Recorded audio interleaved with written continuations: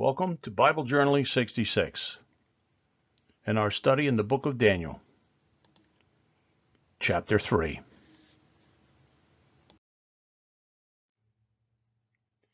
In our previous chapter, Nebuchadnezzar has a disturbing dream. He decided to test his wise men, but wanted them to tell him what he had dreamed. They were unable to do that, and he decided that he would have them all killed.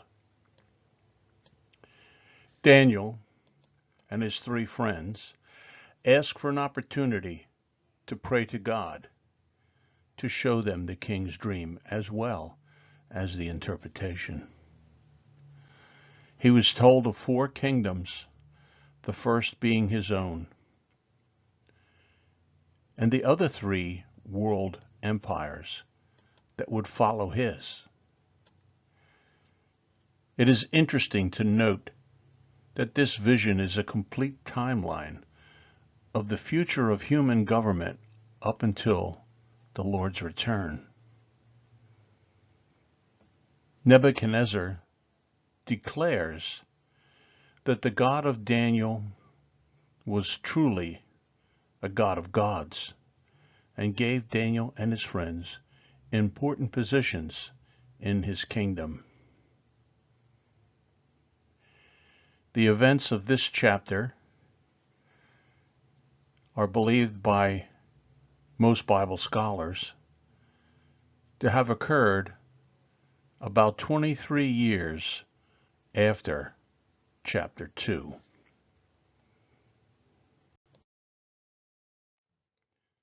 Chapter 3 begins with Nebuchadnezzar making an image of gold that is 60 cubits tall and 6 cubits wide. A cubit is thought by most scholars to be the measure of a man's forearm from fingertip to elbow, which averages out to 18 inches. This would make the statue about 90 feet tall and 9 feet across. Nebuchadnezzar may have been inspired by the dream that he had in chapter 2, with one exception. He made the entire statue of gold, perhaps thinking his kingdom would never end. Nebuchadnezzar then gathers everyone who is anybody in his kingdom to see the unveiling. Then they are told that when they hear the instruments play, they must face the statue and prostrate themselves and worship the image. They are then informed that failure to worship would be punished by being burned alive. Now the Chaldeans see their chance to get revenge after being made fools of in chapter 2. They run and tell the king that Daniel's 3 friends were not obeying his command, and the king calls them before him. He questions them and asks them if it's true that they are not obeying his command, and did they not know that they would be sentenced to death?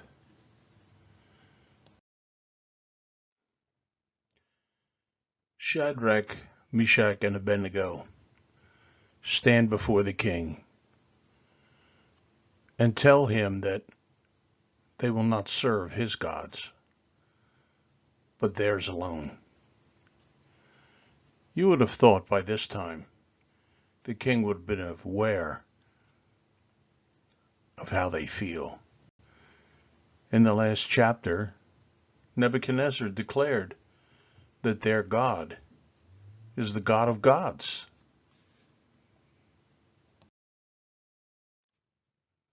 Nebuchadnezzar then sentenced them to being cast into the fiery furnace.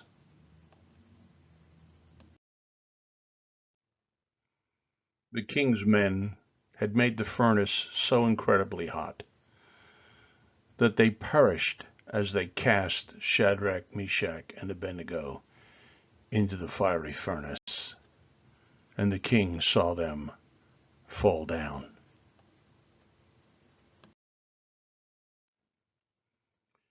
The king watches his handiwork and then becomes astonished to see the three of them standing in the flames,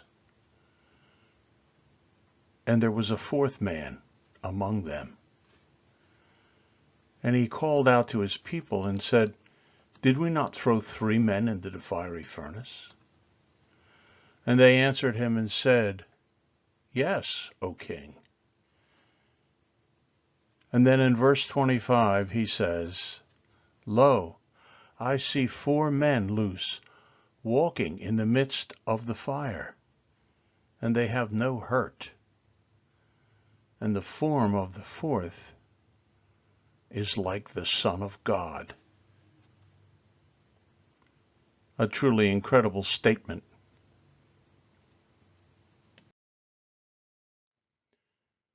King Nebuchadnezzar then approaches the fiery furnace and calls out to them. And he calls them servants of the Most High God. And he bids them to come out, and they do. And everyone witnesses that they had no hurt, no burning. Their hair was good. Their clothing had not been singed. They didn't even have the smell of smoke on them. The king is so astonished that he declares that anyone who speaks against the people, the nation, and the God of Shadrach, Meshach, and Abednego shall be cut in pieces, and their house be made a dunghill. The same threat he used last time. And the same proclamation that their God is the true and powerful God. The chapter ends with the king giving the 3 men promotions, which he had done in the last chapter as well.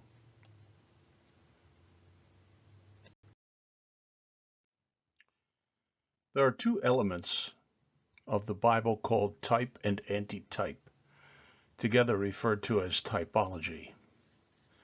Types, or shadows, are spiritual pictures shown in the Bible that represent concepts or persons. The fulfillment of a type is referred to as its antitype. Some have been fulfilled, and some have not. I want to introduce some types from the book of Daniel. Let's begin by looking at a type from the book of Daniel. We'll go to verse 1. Nebuchadnezzar the king made an image of gold whose height was 60 cubits. That would be 60 cubits. And his breadth thereof 6 cubits. He set it up in the plain of Dura in the province of Babylon. Then we read in verse 5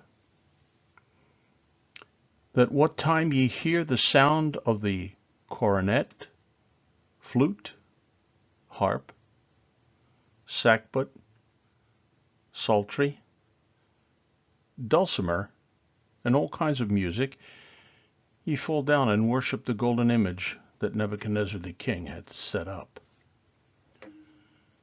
I want to call your attention to the 3 score cubits being 60, the breath being 6, and the fact that 6 instruments are mentioned.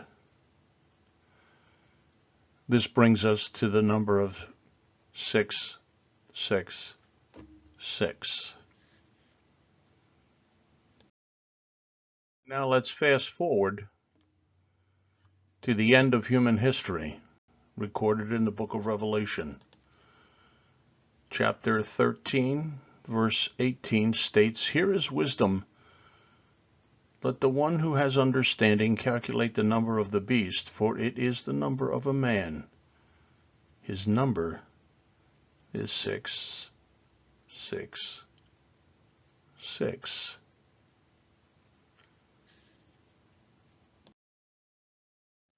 The book of Revelation calls this man the Antichrist, or the beast. And he goes on to set up an image that man must worship, just like Nebuchadnezzar. Only this time he'll commit a terrible sin of desecrating the temple by placing this image inside of it and declaring himself to be God.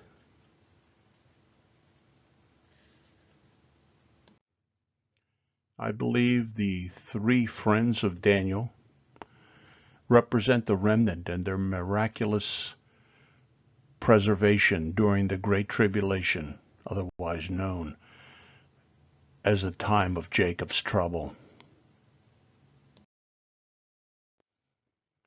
And Daniel, who is not mentioned at all in this chapter, is a picture of the redeemed ones who are to be removed before the Great Tribulation. And the 4th man in the furnace, I see him as the Lord Jesus Christ, who was there with them as he will be with the remnant to preserve them during the Great Tribulation.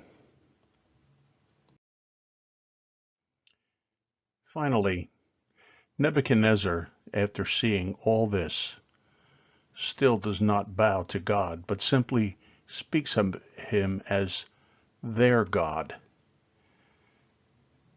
He doesn't worship him and serve him as his God. How about you? Do you simply acknowledge that there is a God? Or are you serving him? And are you relying on him and him alone for your salvation? Thanks for joining us, and Maranatha.